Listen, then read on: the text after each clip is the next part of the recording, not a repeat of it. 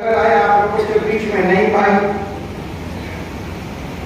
यहाँ की मीटिंग, यहाँ की आप लोगों की जो सभा करने वाले अंसारी साहब, क्या नाम था? शोएब अंसारी,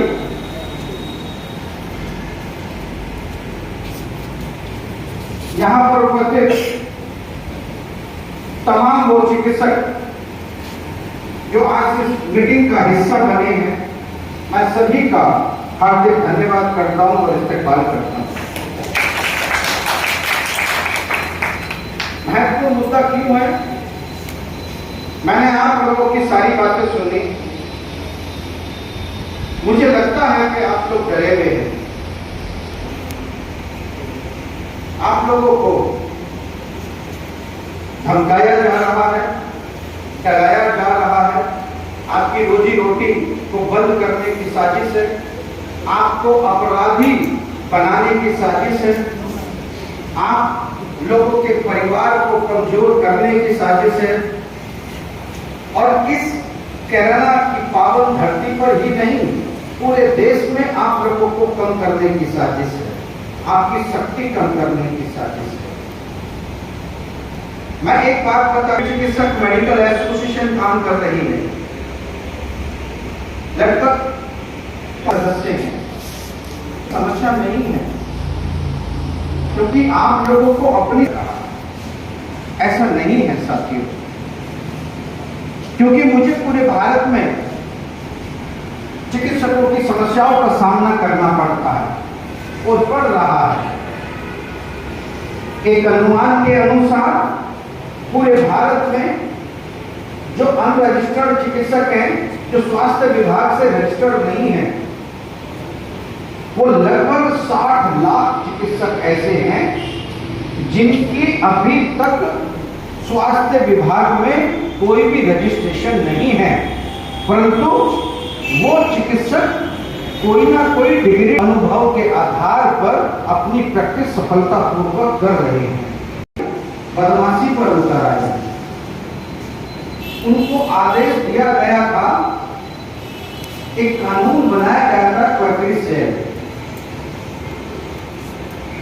पूरे भारत में, पूरे भारत में कि ऐसा एक्ट बना है कि जिनका रजिस्ट्रेशन स्थानीय स्वास्थ्य विभाग में नहीं है।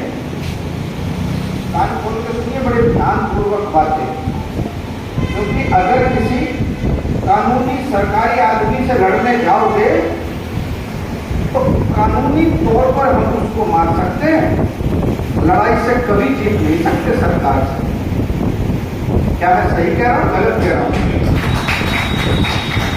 तो 97 जिनके पास स्वास्थ्य विभाग के अंदर रजिस्ट्रेशन नहीं है, ऐसे चिकित्सकों पर मेडिकल एक्ट की धारा 14/3, 15/4 और 420 के तहत मुकदमा दर्ज किया जाए। ये सरकार में पास हुआ उस, मगर मैं स्थानीय कोर्ट गया, उन्होंने कह दिया कि यहां आपकी नहीं चलेगी और आप पे मुकदमा दर्ज होगा आपके चिकित्सकों। साथियों, अब क्या करना था, अब क्या होगा? तो एसोसिएशन में एक रिट याचिका दायर करी जनहित में। हमने भारत सरकार से मांग की, पहले नरेंद्र मोदी जी हुए, उससे पहले जो है डॉक्टर मनमोहन सिंह जी माननीय प्रधानमंत्री रहे, उससे पहले चंद्रशेखर जी रहे, उससे पहले देवगौड़ा जी रहे, सबसे हमने विनती करी। हमने 35,000 चिकित्सक लेकर धरना प्रदर्शन जंतर मंतर पे किया, पूरे देश की चिकित्सकों को बुलाकर, मगर आज तक कोई भी सरकार आश्वासन के अलावा आप लोगों को कुछ नहीं दे सकी। हमने सोचा कि केंद्र से नहीं राज्यों से होगा, तो हर राज्य के हमने विधानसभा पर जाकर 15 से 20 हजार चिकित्सकों के साथ लेकर हम लोगों ने विधानसभा को घेरने का काम किया, मगर जीरो।